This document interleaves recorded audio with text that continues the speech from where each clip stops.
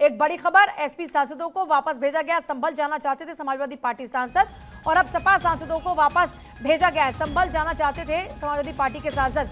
तो देखिए, संभल हिंसा पर राजनीति भी लगातार जोरों पर है।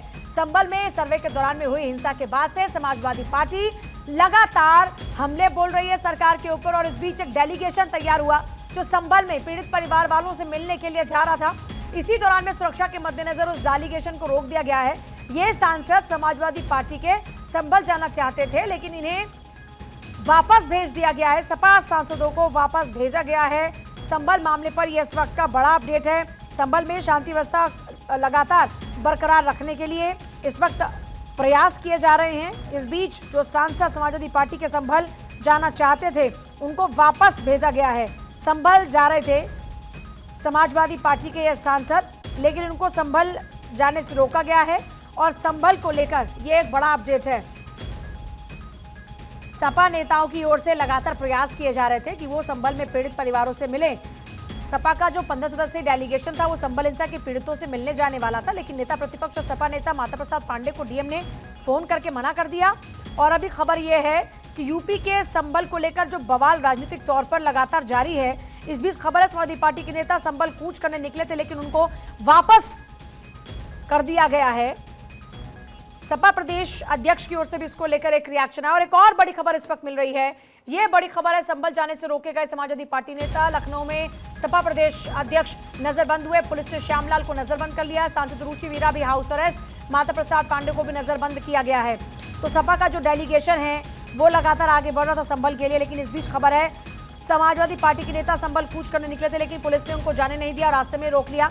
इधर सपा प्रदेश अध्यक्ष श्यामलाल पाल को भी संभल जाने से रोका, उनको घर में नजरबंद किया गया। यूपी दिल्ली बॉर्डर से लेकर मुरादाबाद तक जहां समाजवादी पार्टी के नेता संभल की ओर कूच करने की तैयारी में थे, उन्हें पुलिस ने रोक दिया है। यूपी के बीच गाजीपुर बॉर्डर पर समाजवादी पार्टी सांसद हरेंद्र मलिक को यूपी पुलिस ने रोक दिया।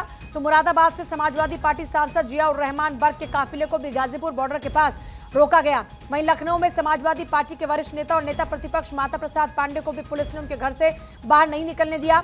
सपा के वरिष्ठ नेता और विधानसभा में नेता प्रतिपक्ष माता प्रसाद पांडे को भी पुलिस ने उनके घर से बाहर नहीं निकलने दिया। वो गाड़ी में बैठे ही थे, लेकिन यहां पर जो नोटिस था वो नोटिस फिर सामने आ जाता है। तो ये बड़ी जानकारी है इस वक्त की। संभल को लेकर ये बड़ा अपडेट है।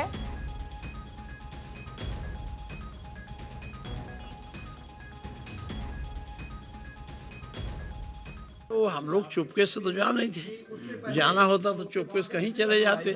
हमें तो फिर हमने प्रोग्राम भेजा। अब प्रोग्राम भेजा तो इधर से नहीं, रात को हमको होम सिक्योरिटी ने संजय प्रसाद ने कहा कि साहब वहाँ आप न जाइए, वहाँ अभी स्थिति बदल सकती है।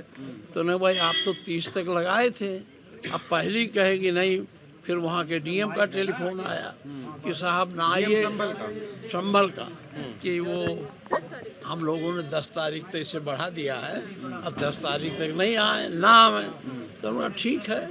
फिर रात को जब होम सिक्योरिटी टेलीफोन आया तो हमने कहा सवेरे हम पार्टी दफ्तर में जाएंगे और आप सबकी बात रखेंगे। हमारे जो लोग जाने वाले हैं वो इकट्ठा हो जाए, जो तय होगा आपको बता देंगे। इस तरह से गलत तरीके से ये रोका गया है, मैं इसकी निंदा करता हूँ। हमारी मांग है, अगर जनता के साथ अगर अत्याचार होगा, जुल्म होगा, ज्यादती होगी, हत्या होगी, तो उसका उजागर कौन करेगा, उनकी मदद कौन करेगा? अगर पुलिस प्रशासन और शासन उनके खिलाफ खड़ा होगा तो विपक्ष की जिम्मेदारी बनती है कि हम लोग आकर करके उनकी मदद करें। हमारा मकसद ये था कि हम जाके उनके दुख दर्द के अंदर शरीक हो सकें और जिस प्रकार घटना को अंजाम दिया गया है उस पर सारी उसकी रिपोर्ट लेकर के माननीय अध्यक्ष अखिलेश यादव जी को सौंप सकें। अफसोस की बात है कि जब यूपी पुलिस को वहाँ जब सर्वे हो रहा था तो संयम बरतना चाहिए था, मीडिएशन करानी चाहिए थी। उस वक्त तो उन्होंने वो चाबुक दस्ती दिखाई नहीं। अब जब हम अमन की अपील करने जा रहे हैं और लोगों के हाल चाल मालूम करने जा रहे हैं, क्या भरपाई हुई, शायद वो पुलिस के डर से कुछ कह नहीं पा रहे हैं, तो उसके बारे में हमें रोका जा रहा है। सब पार्टी तय करेगी, अभी बैठेंगे लोग, हम लोग सब, लेकिन हम जनता के साथ हैं। और इससे हिंदू मुस्लिम सभी जनता दुखित हुई है इस वाकये से, क्योंकि कोई चीज छुपती नहीं है आज की डेट में। लेकिन जो जुल्म हुआ है, जो ज्यादती हुई है, जो बर्बरता हुई है, उसके खिलाफ जनता में गुस्सा भी है, क्रोश भी है, और वो ये नहीं चाहते कि इस तरह की चीजें हों। जो अधिकारी जिम्मेदार हैं, वहाँ के डीएम और एसएसपी, उनको हटाया जाए और हाई कोर्ट के वर्तमान किसी न्यायाधीश से जांच कराई जाए। जुडिशियल इंक्वायरी बिठा दी है सरकार ने। देखिए, हम लोग ये मांग कर रहे हैं कि किसी हाई कोर्ट के वर्तमान न्यायाधीश से जांच कराई जाए, क्योंकि उसमें डीएम खुद दोषी हैं। जब डीएम दोषी हैं तो उसका एसीएम या मजिस्ट्रेट क्या जांच करेगा? 2 बजे पहुंचने का प्रोग्राम है और हमारे राष्ट्रीय अध्यक्ष जी ने एक डेलीगेशन बना दिया था और कल हम लोगों को आदेश मिला है कि हम सबको संभल पहुंचना है। सब लोग अपने अपने तरीके से अपनी अपनी जगहों से आ रहे हैं। 2 बजे से पहले हम लोग संभल पहुंचेंगे, बस उसी की तैयारी है। क्योंकि ये पुलिस की बहुत मतलब लोकतंत्र की हत्या है, ये दमनकारी नीति है पुलिस की कि एक तरफ ठोकेंगे, मारेंगे, गोली चलाएंगे, हत्या करेंगे और ऊपर से अब जो है कि लोगों को उनका दर्द जानने के लिए भी वहाँ जाने नहीं देंगे। उनको जो आज मदद की ज़रूरत है, सांत्वना की ज़रूरत है, वो उसके लिए भी हम लोगों को नहीं जाने देंगे। तो ये बिल्कुल लोकतंत्र की हत्या है। संभल मामले में एएसआई ने कोर्ट में हलफनामा दायर कर दिया है और हलफनामे में मस्जिद कमेटी पर गंभीर आरोप लगाए गए। मस्जिद कमेटी के लोग एएसआई के काम में अड़ंगा डालते रहे। 1920 से जामा मस्जिद एएसआई संरक्षित स्मारक है और ये एक बड़ी जानकारी इस वक्त मिल रही है संभल मामले को लेकर। एएसआई ने कोर्ट में हलफनामा दायर किया है जिसमें मस्जिद कमेटी पर काफी आरोप लगाए गए हैं और गंभीर आरोप लगाए गए हैं। तो ये संभल मामले को लेकर एक बड़ा अपडेट इस वक्त। हलफनामे में मस्जिद कमेटी पर लगाए गए गंभीर आरोप। मस्जिद कमेटी के लोग एएसआई के काम में डालते रहे अड़ंगा, जबकि 1920 से जामा मस्जिद एएसआई संरक्षित ही स्मारक है।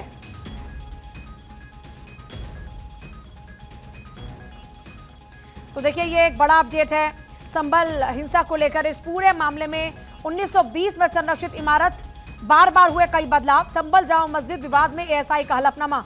आर्कियोलॉजिकल सर्वे ऑफ इंडिया ने कि एएसआई ने संभल स्थित जामा मस्जिद में किए गए विभिन्न संशोधनों और हस्तक्षेपों को लेकर हलफनामा पेश किया।